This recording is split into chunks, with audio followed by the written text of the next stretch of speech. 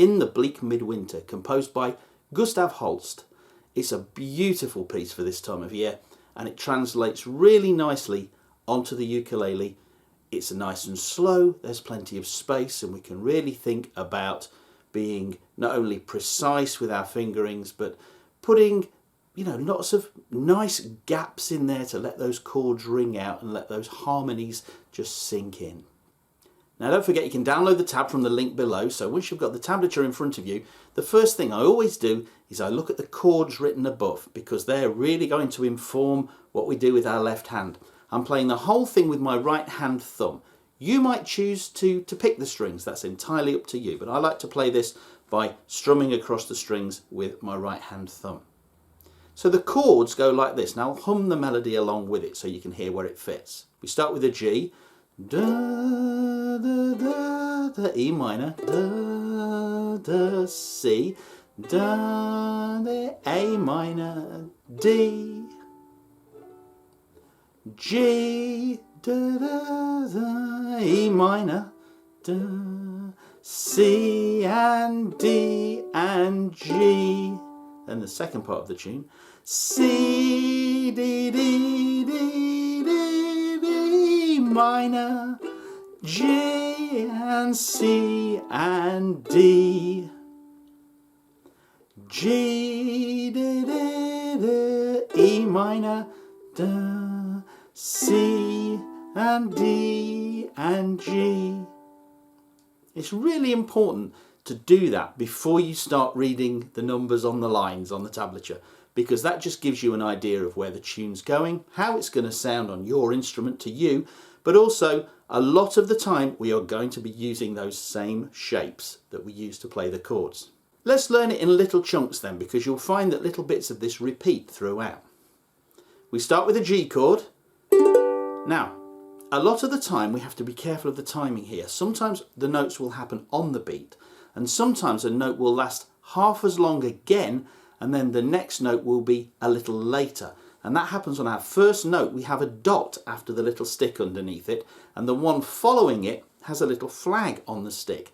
That means the first one is half as long again, and the second one is half as long. So we're moving that second note. You'll see where there are places where we don't do that. We get G, then our little finger plays the 3rd fret just by popping that down there. Then it stretches out to the 5th fret. So I'm still holding that G chord. I've just added my little finger and then stretched it to the 5th fret, and then take it off to play the 2nd fret. And in that first bar we have the two different sorts of timing. We don't have in the bleak mid, we have in the bleak mid. So the second part of the bar is falling exactly on the beat. The first part of the bar, that second note is delayed. The second bar is an E minor chord, but the melody note is our open A string. So form an E minor, but just don't put your first finger down. And strum all the strings. Then the next melody note is on our second string, on our E string. It's still the one we're holding, but we need to now strum or pick just 3 strings, not that first string. So we get the open first string on the first strum, but the highest note is the 3rd fret of the E string on our second strum. That's the first part of the tune.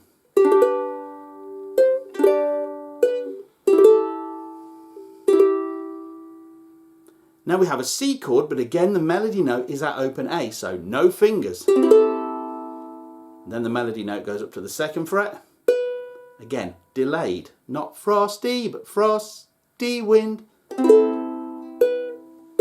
I move then to an A minor chord. Now with a high 4th string, you're really not going to hear that change really dramatically. If you've got a low 4th, you might find that you hear that a little bit more so, because you're adding a low note under that chord, an A note there. But see, A minor, and then our second string open for the melody note, and finally a D chord. Now I could have done 2, 2, 2 open here, but a lot of people find that very difficult to finger clearly and not have rattles and buzzers. And given that this open first string is the same as the note on our high 4th on our G string 2nd fret, not really gaining anything by holding it down. So I've just said play nothing on the G string, don't strum that string at all, and just then play 2nd fret on the C, 2nd fret on the E, open A. Now if you have a low 4th, you might want to try and finger a full D chord there, because you'll get a much bigger, fuller sound. But you can still do it this way if you find that really tricky to get nice and clean. So let's play the first 4 bars.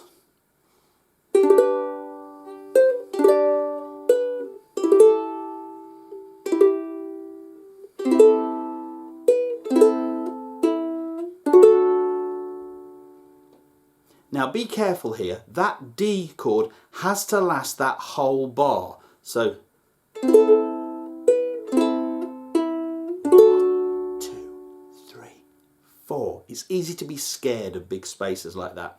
If you're struggling with that timing, get a metronome to keep time for you so you don't rush into the next bar. We often panic when there's a big gap and think, I should be playing something, and end up diving into the next phrase a half a beat or a beat early.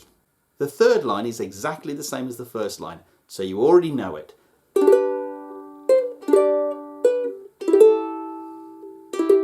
And the 4th line is quite a lot like the 2nd line. It starts the same way, but notice this time that 2nd note isn't delayed. It's 1, 2, and this time we go to the D here, and then slide a finger up.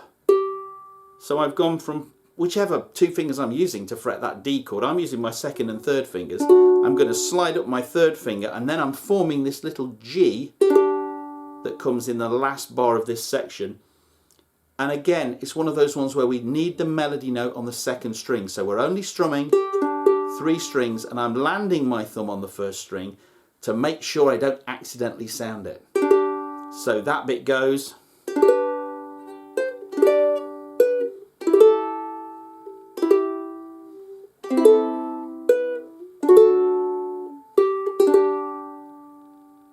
And again, nice big space at the end for the full count of 4.